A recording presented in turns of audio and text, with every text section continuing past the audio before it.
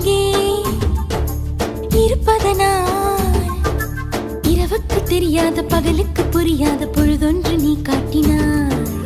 இதயத்தில் நீ இருப்பதனால் நான் தூங்கும் நேரத்தில் என்னுள்ளே தூங்காமல் நெஞ்சுக்குள் வாயாடினாய்.